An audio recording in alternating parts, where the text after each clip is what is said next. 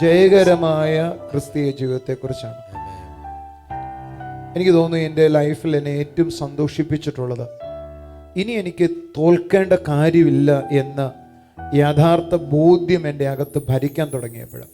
നമ്മൾ പറഞ്ഞു, നമ്മുടെ മുഖ്യമന്ത്രി ഈ തെരഞ്ഞെടുപ്പ് കഴിഞ്ഞ് 5 വർഷത്തെ ഭരണത്തിന് വേണ്ടി താൻ പൊസിഷനുമേറ്റയാളാണ്. ഇനി ആ പൊസിഷനിൽ ഇരുന്നു കൊണ്ട് കുറച്ച് കഴിഞ്ഞ് ചിന്തിക്കണോ, ഞാൻ ഇടയ്ക്ക് ഇറങ്ങണോ താഴെ ഇറങ്ങണോ എന്ന് ചിന്തിക്കേണ്ട കാര്യമില്ല. 5 വർഷം പൂർത്തീകരിച്ച് ഇറങ്ങിയാൽ മതി. പ്രതിപക്ഷം എന്തെല്ലാം വിചാരിച്ചാലും സത്യത്തിൽ അദ്ദേഹത്തെ ഇറക്കാൻ കഴിയത്തില്ല.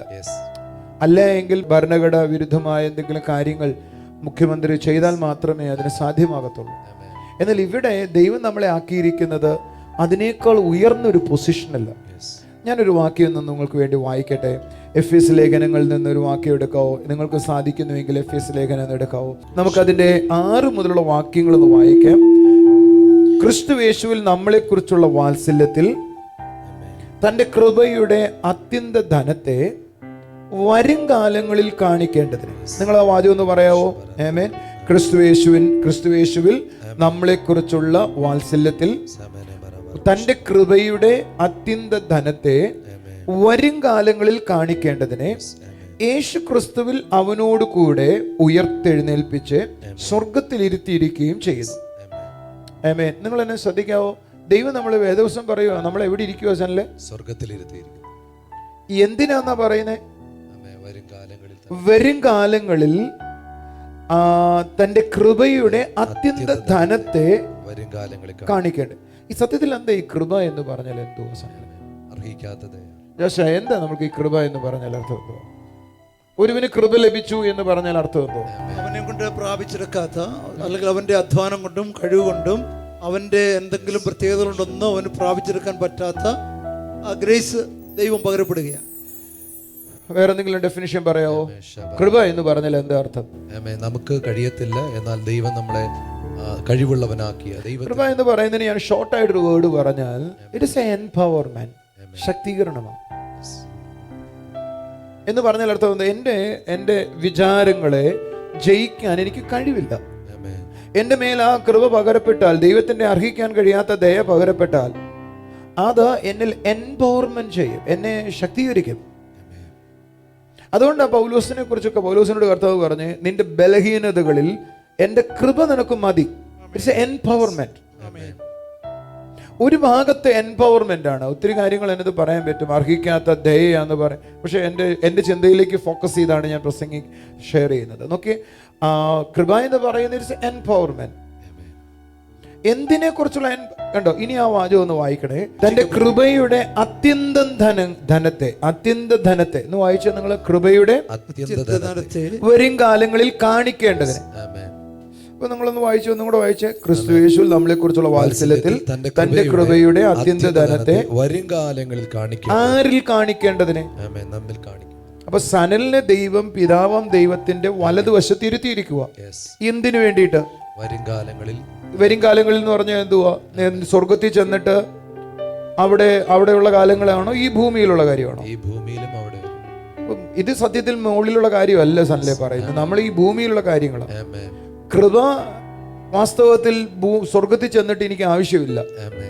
ആമേൻ. ഞാൻ പുതിയൊരു ശരീരവും പുതിയൊരു ജീവനും പുതിയൊരു ആത്മാവിലും അവിടെ ആയിരിക്കുന്നത്. അവിടെ നമുക്ക് എന്താ ആവശ്യമില്ല? കൃപയുടെ ആവശ്യമില്ല. ഇവിടെയാണ് നമുക്ക് കൃപയുടെ ആവശ്യം. അപ്പൊ ഈ ഭൂമിയിൽ പിതാവാം ദൈവത്തിന്റെ നമ്മുടെ ആത്മാവ് ആരോട് കൂടി ഇരിക്കുക? പിതാവിനോടൊപ്പം ഇരിക്കുകയും ക്രിസ്തുവിന്റെ വലതുവശത്ത് ഇരിക്കുകയും ചെയ്യുമ്പോൾ തന്നെ ആ വ്യക്തിയാകുന്ന എന്നില് ദൈവം എന്ത് കാണിക്കാൻ പോവാ? ദൈവത്തിന്റെ എംപവർമെന്റിന്റെ അല്ലെങ്കിൽ ശക്തീകരണത്തിന്റെ അത്യന്ത ധനത്തെ വരും കാലങ്ങളിൽ കാണിക്കണം. മനസ്സിലാകുന്നോ? അപ്പൊ ദൈവത്തിന്റെ കൃപ എന്ന് പറയുന്ന എംപവർമെന്റ്. നമുക്ക് ചെയ്യാൻ കഴിയാത്തതിനെ സാധ്യമാക്കുകയാണ് ദൈവത്തിന്റെ എംപവർമെന്റ്. മറികടക്കാൻ പറ്റാത്തതിനെ മറികടക്കാൻ പറ്റുകയാണ് എംപവർമെന്റ്. അതിന്റെ അത്യന്ത ധനം എന്ന് പറഞ്ഞ അളവില്ലാത്ത വിധത്തിൽ നിനക്ക് മറികടക്കാൻ കഴിയേണ്ടതിനെ വരും കാലങ്ങളിൽ കാണിക്കേണ്ടതിന്. ഇനി ഒന്ന് വിശദീകരിച്ചാലേ ഒക്കത്തുള്ളൂ. ഒന്ന് ശ്രദ്ധിക്കണേ. സനൽ എന്ന് പറഞ്ഞ വ്യക്തിയെ നമുക്ക് ഉദാഹരണമായിട്ട് എടുക്കാം, അല്ലെങ്കിൽ ജോസ്റ്റാൻ എന്ന് പറഞ്ഞ വ്യക്തിയെ ഉദാഹരണമായിട്ട് എടുക്കാം. അപ്പൊ ജോസ്റ്റാൻ ആരുടെ വലതുവശത്തിരിക്കുവോ? പിതാവിന്റെ വലതുവശത്തിരിക്കുവോ? പക്ഷേ ഈ ഭൂമിയിലാണ് ആയിരിക്കുന്നത്.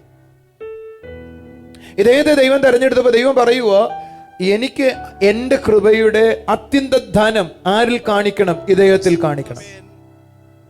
എങ്ങനെയായിരിക്കും ദൈവം അത്യന്ത ധനത്തെ ഇദ്ദേഹത്തിൽ കാണിക്കുന്നത്? എവിടെയെങ്കിലുമൊക്കെ തോറ്റു പോകുന്നതിനാണോ? അല്ല.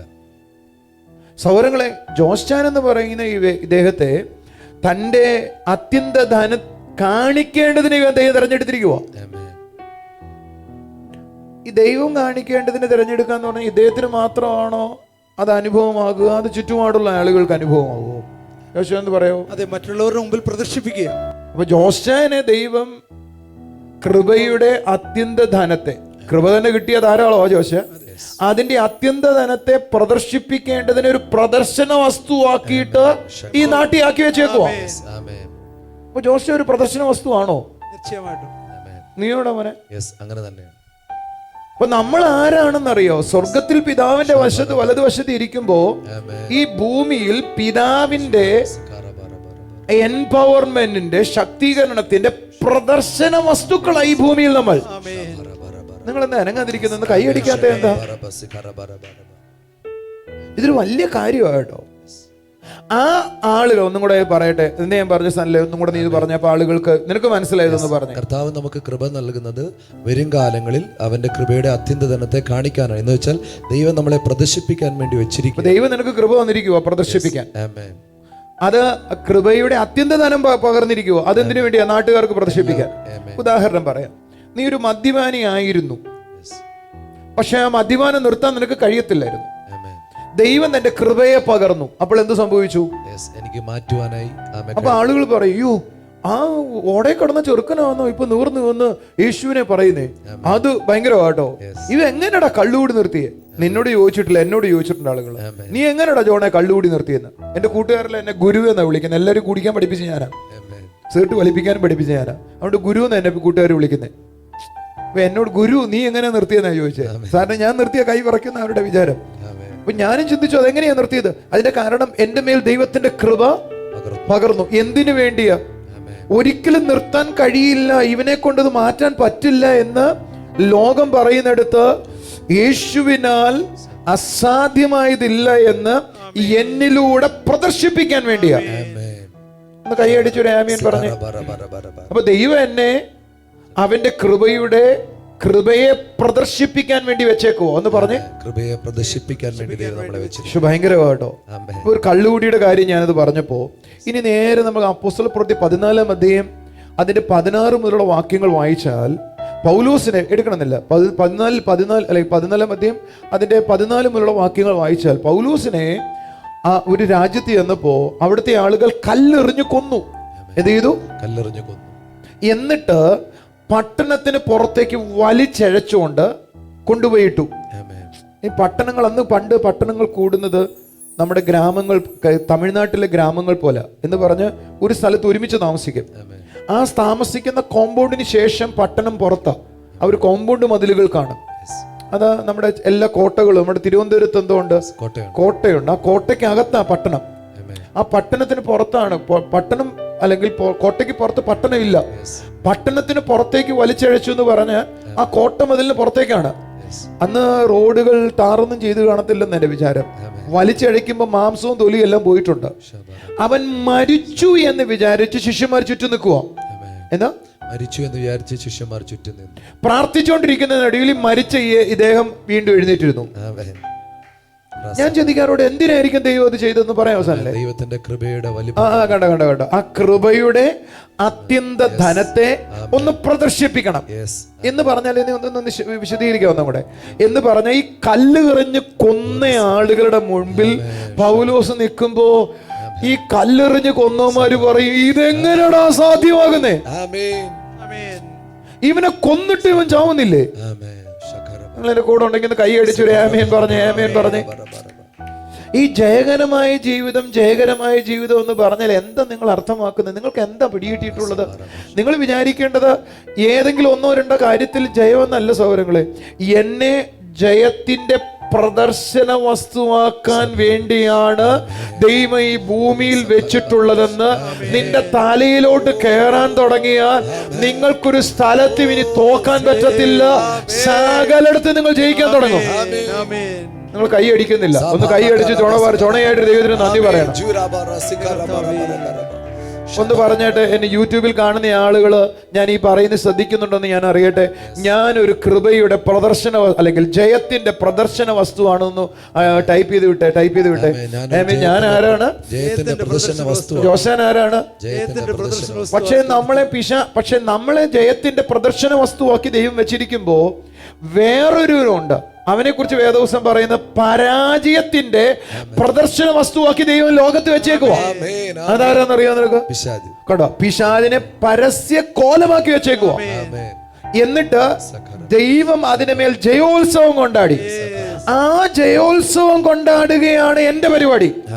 ഓ, എന്റെ കൂടെ ഉണ്ടെങ്കിൽ ഒരു ഹല്ലേലൂയ പറഞ്ഞേ. അപ്പൊ ഞാനാരാ? ജയോത്സവത്തിന്റെ പ്രദർശന വസ്തുവാണെങ്കിൽ പിശാച് എന്തിനെയാ കാണിക്കുന്നത്? പരാജയത്തിന്റെ പ്രദർശന വസ്തുവാക്കി ദൈവം മാറ്റി കളഞ്ഞു. ഓ, ഒന്ന് കൈ അടിക്കേ. ആമേൻ പറ, ആമേൻ പറ.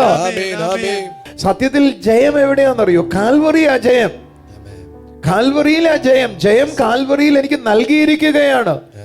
ഞാൻ കാൽവറിയിൽ യേശു ക്രിസ്തു ജയിച്ച നിമിഷം മുതൽ ഞാൻ ജയാളിയാണ്. ആ നിമിഷം മുതൽ പിതാവിന്റെ വലതുവശത്ത് ഇരിക്കുകയാ. യേശുവിന്റെ സിംഹാസനത്തിനോടൊപ്പം എന്റെ ആത്മാവിൽ ഞാൻ ആയിരിക്കുകയാ. ഞാൻ ഇരിക്കുന്ന പൊസിഷൻ എന്താണെന്നറിയോ? ദൈവം എന്നെ ജയത്തിന്റെ എന്താ പറഞ്ഞ ഞാൻ വാചകം ഉപയോഗിച്ച് പ്രദർശന വസ്തുവാക്കി വെച്ചേക്കുവാ. ഒന്ന് പറയാവോ? ഞാനൊരു ജയത്തിന്റെ പ്രദർശന വസ്തുവാണ്. ഹല്ലേലൂയ. ഞാൻ 2-3 കാര്യങ്ങൾ പറയട്ടെ. ഈ പാണ്ട് കണ്ടിട്ട് ആളുകൾ പറയാറുണ്ട്, ഇങ്ങനൊരു പാണ്ട് മാറിയാൽ ഞാൻ ദൈവത്തെ വിശ്വസിക്കാം. നീ പാണ്ട് മാറിയിട്ട് ദൈവത്തെ വിശ്വസിക്കേണ്ട ഗതികേട് നിനക്ക് വരുവോടാ ചെറുക്ക. ഒന്ന് കൈയടിച്ചൂടെ? ആമേൻ പറഞ്ഞു. ദൈവം എന്നെ ഈ ഭൂമിയിൽ പ്രദർശന വസ്തുവാക്കി വെച്ചേക്കുക. ഹല്ലേലൂയ. നിങ്ങളും ഞാനും മനസ്സിലാക്കണം, ദൈവം ഇത് എന്റെ കാര്യം മാത്രമല്ല, എന്നെ പോലെ യേശുവിൽ വിശ്വസിച്ച സകലരും ദൈവത്തിന്റെ പ്രദർശന വസ്തുക്കളാണ്. നിങ്ങൾ തോക്കുന്നത് സ്വർഗത്തിന് സഹിക്കാൻ പറ്റത്തില്ല. നിങ്ങൾ പരാജയപ്പെടുന്ന സ്വർഗത്തിന് സഹിക്കാൻ പറ്റത്തില്ല. നിങ്ങൾ നാണം കെടുന്ന സ്വർഗത്തിന് സഹിക്കാൻ പറ്റത്തില്ല. നിങ്ങളിലൂടെയാണ് ജയത്തെ ദൈവത്തിന് സ്പ്രെഡ് ചെയ്യേണ്ടത്. ഒന്ന് കൈകളടിച്ച് കർത്താവിനെ ആരാധിച്ചോ, ആരാധിച്ചോ. ആമേൻ പറഞ്ഞോ. ഞങ്ങളിലൂടെയാണ് ദൈവം ജയത്തെ സ്പ്രെഡ് ചെയ്യുവാൻ പോകുന്നത്. ഞാൻ അല്പനേരം ഇത് മൊത്തം പറഞ്ഞില്ലെങ്കിലും കുഴപ്പമില്ല. നിങ്ങൾ ഇത് എക്സസൈസ് ചെയ്യുന്നത് എനിക്ക് കൂടുതൽ ഇഷ്ടം. ഒന്ന് പറഞ്ഞ എന്നോടൊപ്പം, ഞാനൊരു പ്രദർശന വസ്തുവാണ്. പ്രദർശന വസ്തുവാണ്. പ്രദർശന വസ്തുവാണ്. ഞാൻ ജയത്തിന്റെ പ്രദർശന വസ്തുവാ. ഒന്ന് പറഞ്ഞേ. അപ്പൊ നിങ്ങളുടെ വീട്ടിൽ നിങ്ങൾ തോക്കുന്നത്, നിങ്ങളുടെ വീട്ടിലുള്ള ആള് ദൈവത്തിന്റെ പ്രദർശന വസ്തു എന്ത് ചെയ്തിരിക്കുക? പറ. നീ തോറ്റാൽ ദൈവത്തിന്റെ പ്രദർശനം ഒതുക്കുക. അപ്പൊ ഞാൻ എല്ലായിടത്തും ജയിച്ചാൽ ദൈവത്തിന് പ്രത്യേകിച്ച് യേശുവിൽ വിശ്വസിക്കുന്ന ഒരാൾ ജയിക്കുമെന്ന് പറയേണ്ട കാര്യം വരത്തില്ല. അങ്ങനെ നോക്കൂ, തൊട്ടതൊക്കെ ജയിക്കുക, തൊട്ടതൊക്കെ ജയിക്കുക. നിന്റെ വീട്ടിലുള്ള ആളുകൾ പറഞ്ഞിട്ട് ആ ജയത്തിന്റെ പുറകെ വരാനാണ് എന്റെ ദൈവം നിന്നെ വിളിച്ചിരിക്കുന്നത്. ഓ, ഞാനിത് പറയുമ്പോ ചില വീടുകളിൽ ഒരു എഴുന്നേൽപ്പ് ഉണ്ടാകുന്നത് എനിക്ക് കാണാൻ പറ്റുമോ?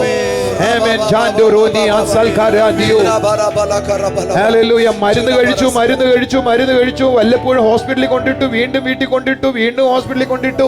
ആ ഗതികേടാകരുത് നിന്റെ വീട്ടിൽ. ആ വീട്ടിൽ അങ്ങനെ ഒരു നിന്റെ ഗതികേട് വരരുത്. നീ രോഗക്കിടക്കയിൽ കിടന്നല്ല ജയം പറയേണ്ടത്.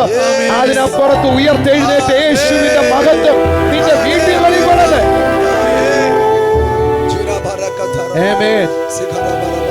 ഇനി നമുക്ക് ആ ജയത്തിന്റെ പ്രദർശന വസ്തു എന്നുള്ളത് ഒന്ന് വിശദീകരിക്കാം. നമുക്ക് നിങ്ങളുടെ വീട്ടിലെ കടഭാരം ഉണ്ടെന്ന് വിചാരിക്കുക. നാട്ടിലുള്ള ആളുകൾക്ക് മുഴുവൻ അറിയാം നിങ്ങൾക്ക് കടഭാരം ഉണ്ട്. നിങ്ങളൊന്ന് പറഞ്ഞേ, നിങ്ങളൊന്ന് സ്വയം ഒന്ന് ഡ്രീം ചെയ്ത് എങ്ങനെയായിരിക്കും ദൈവം നിങ്ങളെ പ്രദർശന വസ്തുവാക്കുന്നത്? കുറച്ചും കൂടെ കടം കൂടി നിങ്ങളുടെ വീട് ജപ്തിയാക്കിട്ടോ എങ്ങനെയായിരിക്കും? നല്ലേ സമ്പന്നത കൊണ്ട് നിറയ്ക്കണ്ടോ? കർത്താവിന്റെ ഉദ്ദേശം എന്തോ? അത്യന്ത ധനത്തെ വരും കാലങ്ങളിൽ എന്ത് ചെയ്യണം? അപ്പൊ നിന്നെ കൊണ്ട് ദൈവത്തിന്റെ പ്ലാൻ എന്തുവാ? നാട്ടുകാരെ നിന്നെ കാണിക്കണം. കൊച്ചു വീട് പോലും ഉണ്ടാക്കാനായിട്ട് കഴിവില്ലാതിരുന്നവന് ആമേൻ. ഒരു വലിയൊരു ഒരു മണിമല അത് ശരിയായൊരു വാക്കാ. കണ്ടോ കണ്ടോ, ഈ അത്യന്ത ധനത്തെ നാട്ടിലൊന്ന് ആരിലൂടെ കാണിക്കണം? കർത്താവിനെ.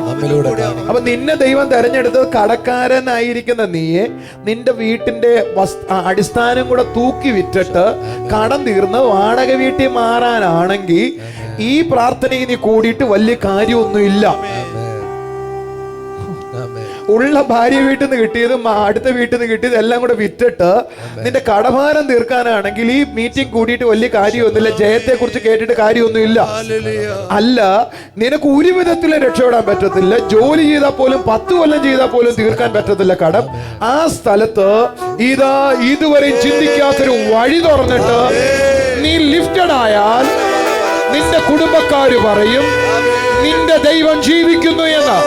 അവിടെയാ ജയം വെളിപ്പെടുന്നേ.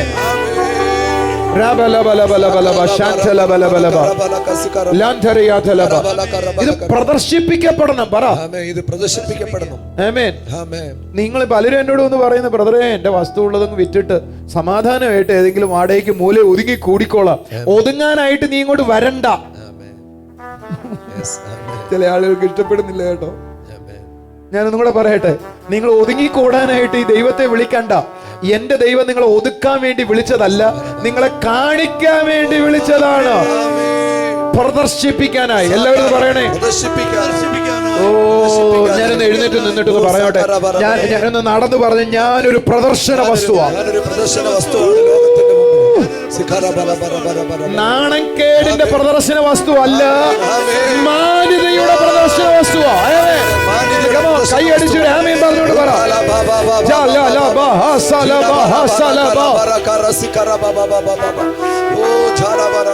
ജയത്തിന്റെ വക്കേ പോലും നമ്മൾ തൊട്ടിട്ടില്ല. ഇതങ്ങോട്ട് തലയിലോട്ട് കയറാൻ തുടങ്ങി. എന്താണെന്നറിയോ നിങ്ങൾക്ക് ജയത്തെ മനസ്സിലാവാത്തത്? ജയം ക്രിസ്തുവേശുവിലൂടെ ചെയ്യുമ്പോൾ ഉണ്ടാകുന്ന വലിപ്പമേറിയ ബോധ്യം നിങ്ങളുടെ അകത്തേക്ക് വരണം. ഞാൻ എന്റെ വീട്ടിലെ പ്രദർശന വസ്തുവാ. പറഞ്ഞാട്ടെ, ജയത്തിന്റെ പ്രദർശന വസ്തുവാ. ഞാൻ ജയത്തിന്റെ പ്രദർശന വസ്തുവാ. എന്നിലൂടെയാണ് ജയം നാട്ടിലെ ആളുകൾ കാണുന്നത്. എന്നിലൂടെയാണ് ജയം നാട്ടിലെ ആൾക്കാർ എല്ലാവരും കാണുന്നത്. നിന്നിലൂടെയാണ് ആളുകൾ കാണേണ്ടത്. എങ്ങനെയാണ് ദൈവത്തിന്റെ അത്യന്ത ധനം ഒരു മനുഷ്യനിലേക്ക് വരുന്നതെന്ന്.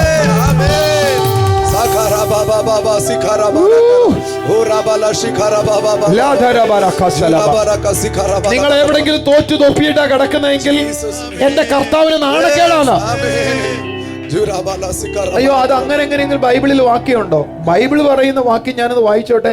ഇതൊന്നും വായിക്കാതിരിക്കാൻ പറ്റത്തില്ല. വായിച്ചിട്ട് നമുക്കൊന്ന് എഴുന്നേറ്റ് ഒന്ന് ആരാധിക്കണം കേട്ടോ. നല്ല സന്തോഷം കൂടെ അങ്ങ് നിറയുമോ ഉള്ളു. എസെക്കേൽ പ്രവചനം എടുക്കാം, 36-ാം അധ്യായം എടുക്കാം, 23-ാമത്തെ വാക്യം മുതലൊന്ന് വായിക്കാമേ. ഞാൻ കണ്ടോ, ജാതികളുടെ ഇടയിൽ നിങ്ങൾ അശുദ്ധമാക്കിയ, അവരുടെ ഇടയിൽ അശുദ്ധമായി പോയ എന്റെ മഹത്തായ നാമത്തെ ഞാൻ വിശുദ്ധീകരിക്കും. അപ്പൊ കർത്താവിന്റെ നാമം എവിടെ നാണം കെട്ടുപോയി? ജാതികളിടയിൽ. അവൻ പള്ളിയിൽ പോയി പാട്ടും പാടി കൊണ്ടു നടക്കുക. പക്ഷെ ഇവനിപ്പോ എവിടെ നടക്കുന്നേ? അയ്യോ, ഇവൻ ഇങ്ങനെ ആയിപ്പോയല്ലടാ എന്ന് പറഞ്ഞു കിടക്കുന്നിടത്ത് കണ്ടോ, നേരെ 28-ാമത്തെ വാക്യത്തിലേക്ക് വരാം കേട്ടോ. ആമേൻ, ഹല്ലേലൂയ.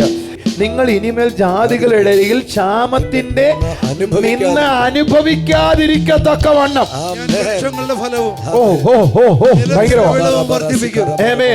എന്ന് പറഞ്ഞ, എവിടാണോ ജാതികളുടെ മുമ്പിൽ ഇവനാണോ ദൈവത്തെ സേവിക്കുന്നത് എന്ന് പറഞ്ഞ് തലകുനിഞ്ഞ് നിൽക്കേണ്ടി വന്ന ആ സ്ഥലത്ത് തന്നെ നിന്നെ പൊക്കി പിടിച്ചിട്ട് പറയും, ഇങ്ങനാണ്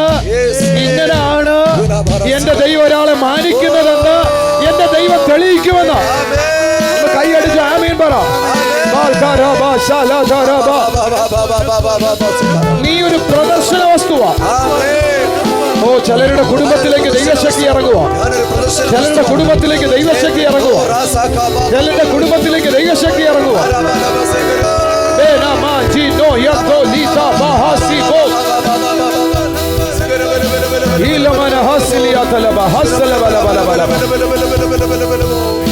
സൗരങ്ങളെ എന്നെ ദൈവം തന്റെ പുത്രന്റെ വലതുവശത്ത് ഇരുത്തിയിരിക്കുക. എല്ലാവരും പറഞ്ഞേ, എന്നെ ഇരുത്തിയിരിക്കുകയാണ്. എല്ലാവരും പറ, ഞാൻ എവിടെ ഇരിക്കുക? പുത്രന്റെ വലതുഭാഗത്ത് പുത്രന്റെ വലതുവശത്ത് ഇരുത്തിയിരിക്കുക. സനലെ ചെയറൊന്നും കൂടെ എന്റെ വലത്തോട്ട് എടുത്തേ.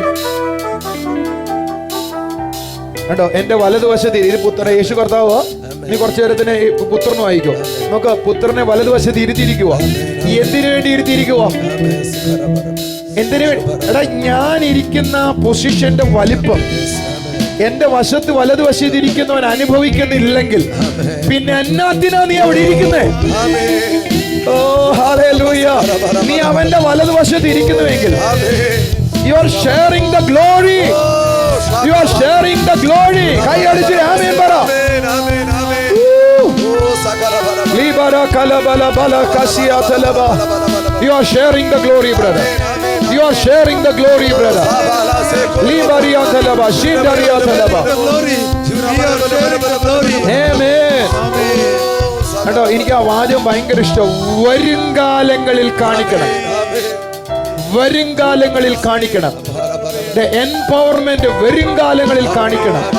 ഞാനൊരു കാര്യം പറയാം, നിങ്ങളുടെ ലൈഫിൽ ഇന്നു മുതൽ നാട്ടിൽ ചിലരെ കാണിക്കേണ്ടതിന് വേണ്ടിയാണെന്ന് പറ. Hallelujah, hallelujah. ചില ആളുകൾക്ക് നല്ല വേഷം മേടിക്കാൻ ഇഷ്ടമല്ല, നല്ല കാറ് മേടിക്കാൻ ഇഷ്ടമല്ല. ചില ആളുകൾ നല്ല വീട് വെക്കത്തില്ല, നല്ലൊരു വാച്ച് മേടിക്കത്തില്ല, നല്ലൊരു പേന മേടിക്കത്തില്ല. പിശുക്ക് ജീവിച്ച ഒരു ചുമ വന്ന തീരാവുന്ന കാലത്താ ജീവിക്കുന്നത്. ഞാൻ നിന്നോട് പറയാം, നിന്നെ ഇവിടെ ആക്കിയിരിക്കുന്നത് അവന്റെ അനുഗ്രഹത്തെ ഒന്ന് പ്രദർശിപ്പിക്കാനും കൂടെയാ.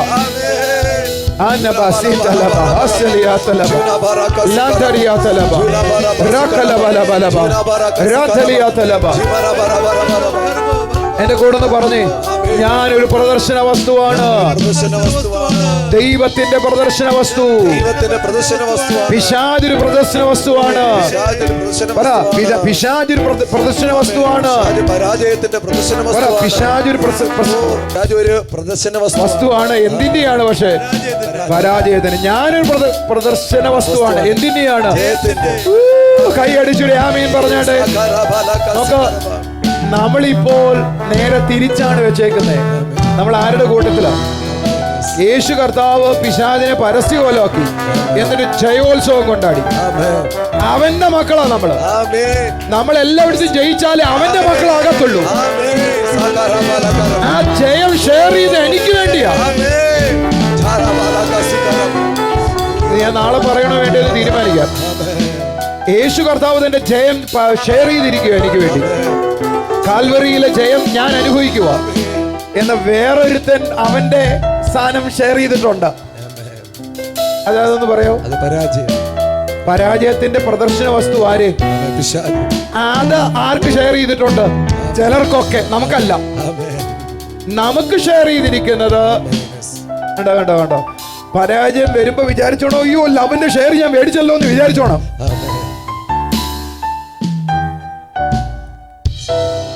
ചിലരുടെ ഉള്ളിൽ ഒരു വല്ലാതെ വരുന്നുണ്ട്. എനിക്കും വല്ലാതെ ഈ സത്യം എനിക്ക് മനസ്സിലാക്കി, എനിക്കും വല്ലാതെ തോന്നുന്നേ.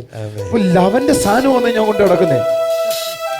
ഒന്ന് പറഞ്ഞേ, നമ്മൾ പറഞ്ഞ പരാജയത്തിന്റെ ഷെയറിംഗ് ആണ് ഇപ്പൊ നമുക്ക് കിട്ടിയിരിക്കുന്നത്. നീ ഏതെങ്കിലും സ്ഥലത്ത് തോറ്റിട്ടുണ്ടെങ്കിൽ അതിന്റെ അർത്ഥം എന്തുവാ? ആരുടെ ഷെയർ കിട്ടിയെന്ന് പറയണം. പറയോ? പരാജയത്തിന്റെ ഷെയർ കയ്യിലുണ്ടെങ്കിൽ എന്താ അതിന്റെ അർത്ഥം? നിങ്ങളുടെ കയ്യിൽ ഏത് ഷെയർ ഉള്ളത് പറ. അതോ പരാജയത്തിന്റെ ആണോ? ജയത്തിന്റെ ഷെയർ ആണെങ്കിൽ we are carrying the glory. We are carrying the glory. We are carrying the grace. കൈ അടിച്ചൊരു ആമീൻ പറ. ഹല്ലേലൂയ. ഇരിക്കാൻ നമുക്ക് സൗരങ്ങൾ. ഇതൊരു വലിയൊരു ആത്മീയ രഹസ്യമാണ് സൗരങ്ങളിൽ ജയം എന്ന് പറയുന്നത്. നമുക്ക് ആ വാക്യത്തിലേക്ക്, എഫേസ്യ ലേഖനങ്ങളിലേക്ക് ഒന്നും കൂടെ പോകാം. ഞാൻ നാളെയും മറ്റന്നാളും എല്ലാം തുടർന്ന് തന്നെ ചിന്തിക്കാവേ. നമ്മുടെ ഉള്ളിൽ ഏകദേശം ഒരു ധാരണ വരും. നമ്മുടെ തലയിൽ നിന്ന് എന്ത് പോകരുത്? പിണറായി വിജയൻ പോകരുത്. നമ്മുടെ മുഖ്യമന്ത്രി എന്ത് ചെയ്യരുത്? നമ്മുടെ മനസ്സിന്ന് പോകരുത്. നമ്മൾ ആ മുഖ്യമന്ത്രി എന്ന് പറയുന്ന ആളാണ് കേരളത്തിന്റെ മുഖ്യ സ്ഥാനത്തിരിക്കുന്നതെങ്കിൽ അതേപോലെ ദൈവം നമുക്ക് ഒരു മുഖ്യ സ്ഥാനം തന്നിരിക്കുകയാണ്. ബഹുമാനപ്പെട്ട ശ്രീ പിണറായി വിജയൻ 5 വർഷം കഴിഞ്ഞാൽ ഒരുപക്ഷെ അദ്ദേഹത്തിന്റെ സ്ഥാനം മാറ്റെന്ന് വരാം. പക്ഷെ നമ്മുടെ സ്ഥാനം ലോകാവസാനം വരെയും അതുപോലെ ഇരിക്കും. ആർക്കും മാറ്റാൻ പറ്റാത്തൊരു സ്ഥാനത്തിലാണ് ഞാൻ ആയിരിക്കുന്നത്. കൈയടിച്ചൊരു ആമീൻ പറ, കൈയടിച്ചൊരു ആമീൻ പറ. ഹല്ലേലൂയ. നോക്കാം, നമ്മൾ ആ വാചകം ഒന്നുകൂടെ വായിച്ചേ. ക്രിസ്തു യേശുവിൽ നമ്മെ കുറിച്ചുള്ള വാത്സല്യത്തിൽ. അപ്പൊ ഇതിനകത്തുള്ള പ്രശ്നം എവിടെയാണെന്നറിയോ? നമ്മുടെ എല്ലാവരുടെയും തലയിൽ കൂടെ ഓടുന്ന കാര്യം എന്നാണെന്നറിയോ? ബ്രദറെ, ഈ ജയമൊക്കെ അനുഭവിക്കുന്നത് ജോൺ ദാരു ബ്രദറിന് കൈയടിക്കാം, തുള്ളിച്ചാടാം, ബഹളം വെക്കാം. കാരണം അങ്ങേര് ഡീസൻ്റ് ആയ കാരണം ദൈവം എന്ത് ചെയ്യും? ഈ ജയം എല്ലാം അങ്ങേർക്ക് കൊടുക്കും. പക്ഷെ ഞങ്ങളൊന്നും അത്രത്തോളം ഡീസൻ്റ് അല്ല. നിങ്ങൾ അതിന്റെ മുമ്പിൽ ഒന്ന് വായിക്കണേ. അതിന്റെ മുമ്പിൽ കുറെ കാര്യങ്ങൾ പറഞ്ഞേച്ചിട്ടെങ്കിൽ നമ്മളൊക്കെ ഇങ്ങനെയൊക്കെ ചിന്തിക്കുമെന്ന് ആർക്കും അറിയാം. കരുണാസമ്പന്നനായ ദൈവമോ മഹാസ്നേഹ നിമിത്തം അതിക്രമങ്ങളാൽ അതിക്രമങ്ങളാൽ മരിച്ചവരായ നമ്മളെ, എല്ലാ കുരുത്തം കെട്ടി ജീവിച്ചിരുന്നവരായ നമ്മളെ ക്രിസ്തുവിനോടുകൂടെ ജീവിപ്പിക്കുകയും കൃപയാലല്ലോ നിങ്ങൾ രക്ഷിക്കപ്പെട്ടിരിക്കുന്നു. ഇനി അടുത്ത വാചകമാണ് ക്രിസ്തുയേശുവിൽ നമ്മളെ കുറിച്ചുള്ള വാത്സല്യത്തിൽ എന്ന് പറഞ്ഞാൽ, എല്ലാ കുരുത്തക്കേടും ജീവിച്ച എന്നെ എന്നോട് ആർക്കും വാത്സല്യം ഉണ്ടെന്ന് എന്റെ യേശുവേ എനിക്കറിയാൻ വയ്യാത്തൊരു കാര്യമാണ്. നിങ്ങളെയൊക്കെ വാത്സല്യം കാണിക്കാനുള്ള കക്ഷികളാണോ? എനിക്ക് തോന്നിയില്ല. എന്നെ തന്നെ ഞാൻ ചോദിച്ചു, എന്നെ വാത്സല്യം കാണിക്കാൻ പറ്റിയ കക്ഷിയാണോ? ആണോടാ? നമ്മൾ ഈ വാത്സല്യം കാണിക്കാന്ന് പറഞ്ഞ പണ്ട് ചർച്ചിൽ ഈ വാക്യം പറഞ്ഞപ്പോ ഒരു തമാശ പറഞ്ഞു. കൊച്ചുങ്ങളെ എടുത്തിട്ടെ എന്ന് പറയത്തില്ലേ? അറിയത്തില്ലേ? 2 വയസ്സ് 1 വയസ്സുള്ളവരും കുഞ്ഞുങ്ങളൊക്കെ എടുത്തിട്ട് മക്കളെ എന്റെടാ എന്നൊക്കെ ചോദിച്ചിട്ട് കാണിക്കത്തില്ലേ? നമ്മളതിനെ വാത്സല്യം കാണിക്കാന്ന് പറയുന്നത്. ഒരു നിങ്ങൾക്ക് ആർക്കെങ്കിലും അങ്ങനെ കാണിക്കാൻ പറ്റിയില്ലെങ്കിൽ നിങ്ങൾക്ക് തലമുറകളെ തന്ന് അങ്ങനെ അനുഗ്രഹിക്കട്ടെ ദൈവം. നമ്മൾ കൊച്ചു കുഞ്ഞുങ്ങളെ 1 വയസ്സുള്ള കുഞ്ഞുങ്ങളെയൊക്കെ മടിയിലോട്ടിച്ചിട്ട് എന്റെട പറയുന്ന മോനെ പൊന്നല്ലടാ എന്നൊക്കെ ചോദിക്കത്തില്ലേ? അതിനെ വാത്സല്യം കാണിക്കാന്ന് പറയുന്നത്. അതിനെ ഏറ്റവും കൊച്ചു കുഞ്ഞിനോട് വാത്സല്യം വലിയ കുഞ്ഞിനോട് കാണിക്കാന്ന് പറഞ്ഞാൽ ഒത്തിരി കാര്യങ്ങൾ ഇന്ന് പറഞ്ഞു തീർക്കേണ്ടി വരും. മനസ്സിലായോ? വാത്സല്യം കാണിക്കേണ്ടതിനെ കണ്ടോ അവിടെ ക്രിസ്തുയേശുവിൽ നമ്മളെ കുറിച്ചുള്ള വാത്സല്യത്തിൽ കണ്ടോ തന്റെ കൃപയുടെ. അപ്പൊ ദൈവത്തിന് നമ്മുടെ ഒരു വാത്സല്യം ഉണ്ട്. ആ വാത്സല്യം ഉള്ളത് കൊണ്ട് തന്റെ കൃപയുടെ അത്യന്തം തന്നെ നമ്മൾ കൃപ മാത്രം തൊട്ടാൽ പോലും ജയാളിയായി ജീവിക്കും. എന്റെ കൂടെ പറയാവോ സൗരങ്ങളെ? എന്റെ ദൈവം നിങ്ങളെ ജയാളികളാക്കാനാണ് വെച്ചിട്ടുള്ളത്. എല്ലാവരും പറ, എന്റെ ദൈവം എന്തിനാ വെച്ചിട്ടുള്ളത്? പിതാവിന്റെ വലതുവശത്ത് എന്നെ ഇരുത്തിയിരിക്കുക.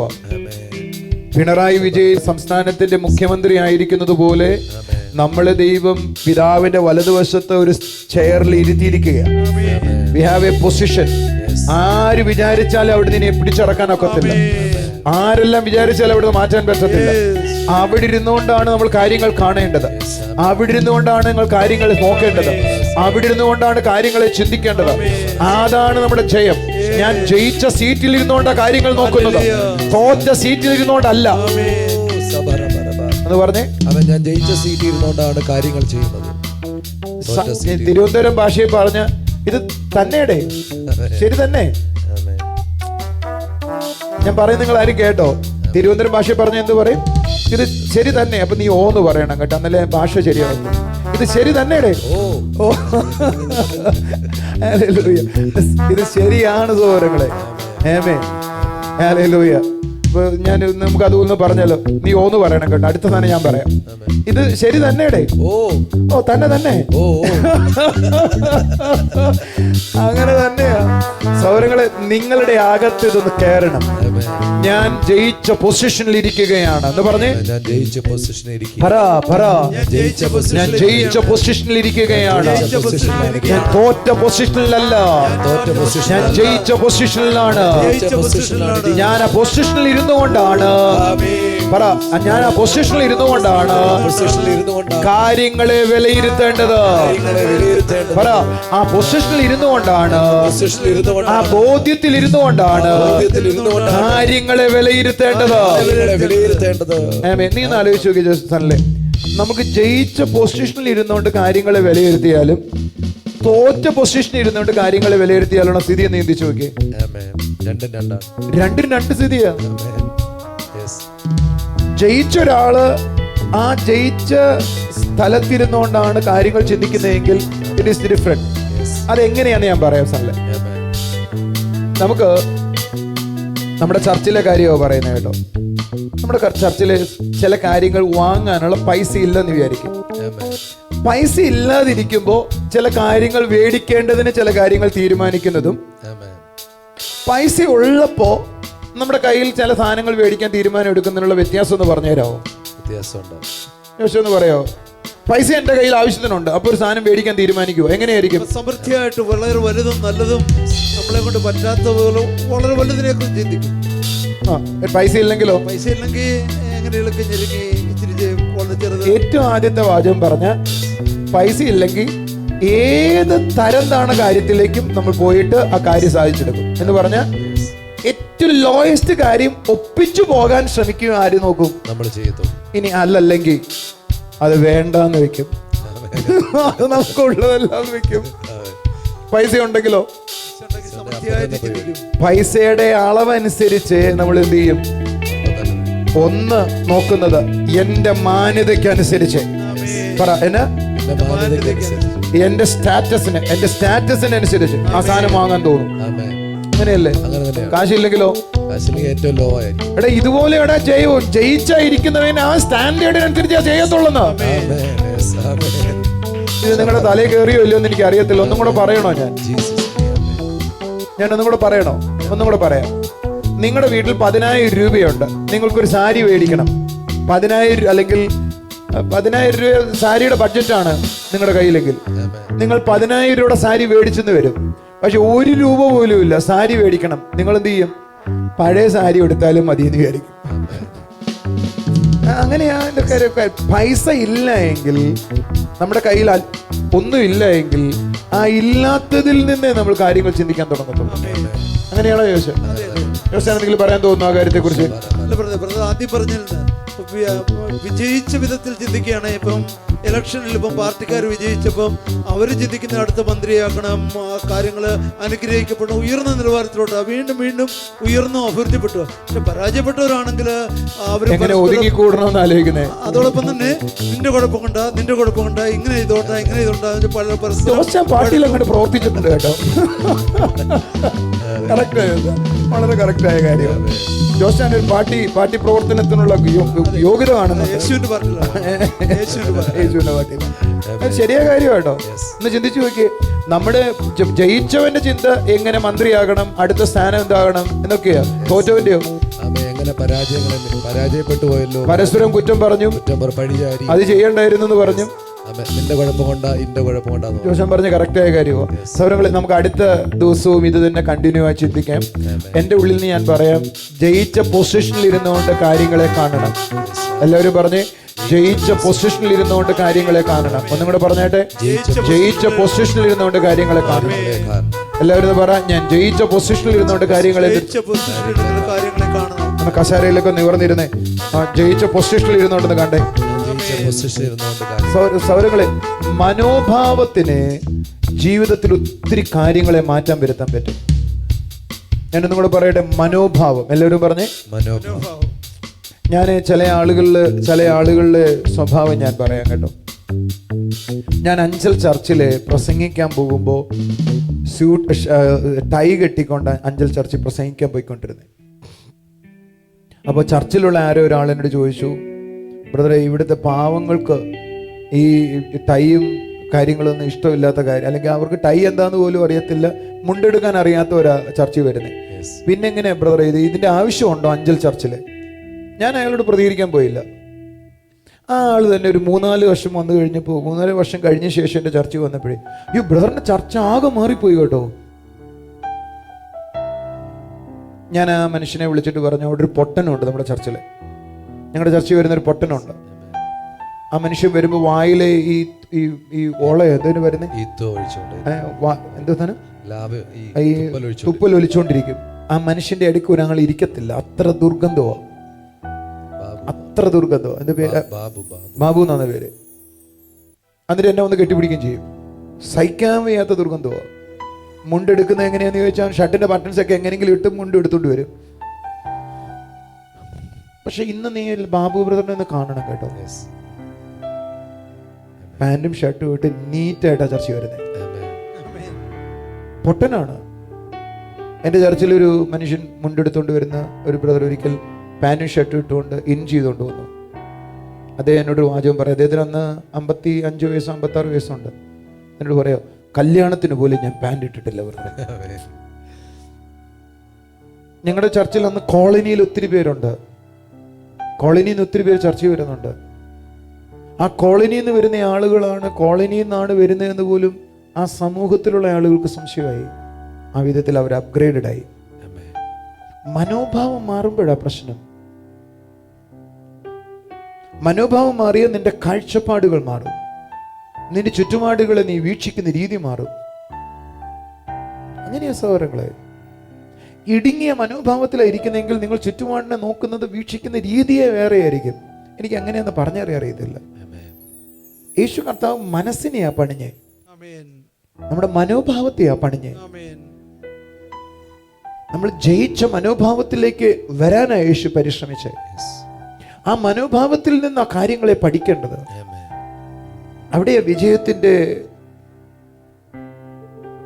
സ്വഭാവവും വിജയത്തിന്റെ വാക്കുകളും വിജയത്തിന്റെ ചിന്തകളും എല്ലാം നിങ്ങളെ നിറയ്ക്കാൻ തുടങ്ങുന്നേ. ഈ ബൈബിൾ മുഴുവൻ അതാ എഴുതി വച്ചിരിക്കുന്നേ, വേറൊന്നുമില്ല ബൈബിളില്. വിജയിച്ചവന്റെ കഥയാ പുതിയ നിയമം മുഴുവൻ. Where we are, hallelujah. എവിടെയാ നമ്മളായിരിക്കുന്നത്, എങ്ങനെയാ നമ്മൾ ആകാൻ പോകുന്നത്, എങ്ങനെയാണ് ഈ ഭൂമിയിലാകാൻ പോകുന്നത്, എങ്ങനെയാണ് നിത്യതയിലാകാൻ പോകുന്നത്, നിത്യതയ്ക്ക് ശേഷം നമ്മൾ എന്താണ് ആകാൻ പോകുന്നത്, ഇതൊക്കെ എഴുതി വെച്ചിരിക്കുന്നത്. All about the victory. പക്ഷെ നമ്മൾ ബൈബിൾ വായിക്കുമ്പോൾ മുഴുവൻ കാണുന്ന വിക്ടറി അല്ല, തോൽവിയാണ് കാണുന്നത്. അതിന്റെ കാരണം നമ്മുടെ മൈൻഡിനെ പിശാച് കുരുടാക്കി കളഞ്ഞു. യേശു പുസ്തകം നമുക്ക് തന്നത് നമ്മുടെ മനസ്സിനെ എൻലാർജ് ചെയ്യാനാ, നമ്മുടെ മനോഭാവം മാറിയിട്ട് ശരിയായ കാഴ്ചപ്പാടുണ്ടാകാനാ, ഈ ലോകത്തെ ശരിയായ വിധത്തിൽ വീക്ഷിക്കാനാ. അതുകൊണ്ട് യേശു പറഞ്ഞൊരു വാചകം കണ്ടോ, നിന്റെ കണ്ണിൽ കരട് കിടക്കുമ്പോൾ സഹോദരനോട് കോലെടുക്കാന്ന് പറയരുത്. നിന്റെ കണ്ണ് ക്ലിയർ ചെയ്യണം. നിങ്ങൾ മനസ്സിലാക്കുന്നു? കണ്ണ് ചൊവ്വുള്ളതെങ്കിൽ ശരീരം മുഴുവൻ പ്രകാശമുള്ളതായിരിക്കും. കണ്ണ് ചൊവ്വാവണം എന്ന് പറഞ്ഞാൽ അർത്ഥം എന്തോ? കാഴ്ച ശരിയാവണം, വിഷൻ ശരിയാവണം. എന്ന് പറഞ്ഞാൽ ഞാൻ ജയാളിയാണ്. എനിക്ക് ഇവിടുന്ന് തോന്നുന്ന കാര്യം പറയട്ടെ, നിങ്ങൾ എന്നെ കേൾക്കുന്ന ആളുകൾക്കൊക്കെ ഒരു ട്രാൻസ്ഫോർമേഷൻ വരുന്നതാണ് കേട്ടോ. എവിടെയൊക്കെയോ എന്തോ നടക്കുന്നുണ്ട്, സംശയമില്ല. നിങ്ങളിൽ എവിടെയൊക്കെയോ എന്തൊക്കെ സംഭവിക്കുന്നുണ്ട്. നിങ്ങൾ കുറച്ച് കഴിയുമ്പോൾ, ഞാൻ കഴിഞ്ഞ ദിവസം ആരോട് പറഞ്ഞു, ബ്രദർ എനിക്ക് ജയത്തെക്കുറിച്ചൊക്കെ അറിയാം, പക്ഷെ അറിയാതെ സംസാരിക്കുമ്പോൾ ഇടയ്ക്ക് എന്തെങ്കിലുമൊക്കെ തോൽവിയെക്കുറിച്ചോ ചിന്തയെക്കുറിച്ചൊക്കെ വരും. എന്നാ എനിക്കെല്ലാം അറിയാം. ഞാൻ പറഞ്ഞു, അറിയാം ക്ലച്ചും ബ്രേക്കും ഏതാന്ന്, പക്ഷെ വണ്ടി ഓടിക്കാൻ അറിയത്തില്ല. വണ്ടി ഓടിക്കാൻ പഠിച്ച ക്ലച്ച് ഏതാ ബ്രേക്ക് ഏതാന്ന് ആലോചിച്ചിട്ട് നോക്കിയിട്ടല്ല ചവിട്ടുന്നത്, കാലറിയാതെ ചവിട്ടും. നോക്കി ചവിട്ടിയ ഏതെങ്കിലും വേറെ വണ്ടിയുടെ മേലിൽ കയറും. ആലോചിച്ച് നോക്കി, സണ്ണിലെ ഒരു വണ്ടി വരുന്ന സമയത്ത് ബ്രേക്ക് ഏതാന്ന് നോക്കിയിട്ട് ചവിട്ടേണ്ട സ്ഥിതി എന്നാലോചിച്ചു. വണ്ടി എവിടെയെങ്കിലും ചെന്ന് ഇടിച്ചിരിക്കും. എന്നാ വണ്ടിയുടെ ക്ലച്ച് ബ്രേക്കും അറിയത്തില്ലേ? ബ്രദറെ എനിക്കെല്ലാം അറിയാം, പക്ഷെ വണ്ടി ഇടിക്കുവോ? അതിന്റെ കാരണം പറയാം, ക്ലച്ചും ബ്രേക്കും ഒക്കെ അറിയാം, പക്ഷേ വണ്ടി വരുന്നതിനൊക്കെ ബ്രേക്ക് ഓട്ടണമെങ്കിൽ എടാ ബ്രേക്ക് ഏതാണെന്ന് നോക്കി ചവിട്ടുവോ? നോക്കി ചവിട്ടുള്ള സമയം കിട്ടത്തില്ല, എന്നെ കൊണ്ട് വണ്ടി ഇടിക്കും. എന്നാൽ രക്തത്തിലായി കഴിഞ്ഞാൽ നമ്മളറിയാതെ കാലുകൾ ചലിക്കും, കൈകൾ ചലിക്കും. അതാണ് നിങ്ങളിൽ ഉണ്ടായി വരേണ്ടത്. അതുണ്ടാകുന്നത് വരെ ഞാനിത് പ്രസംഗിച്ചുകൊണ്ടിരിക്കും. നേരത്തെ ആയിക്കഴിഞ്ഞാൽ അടുത്ത വിഷയം പ്രസംഗിക്കാൻ ഞാൻ ഒരു നല്ല പറഞ്ഞു. Bless you. ദൈവം അനുഗ്രഹിക്കട്ടെ.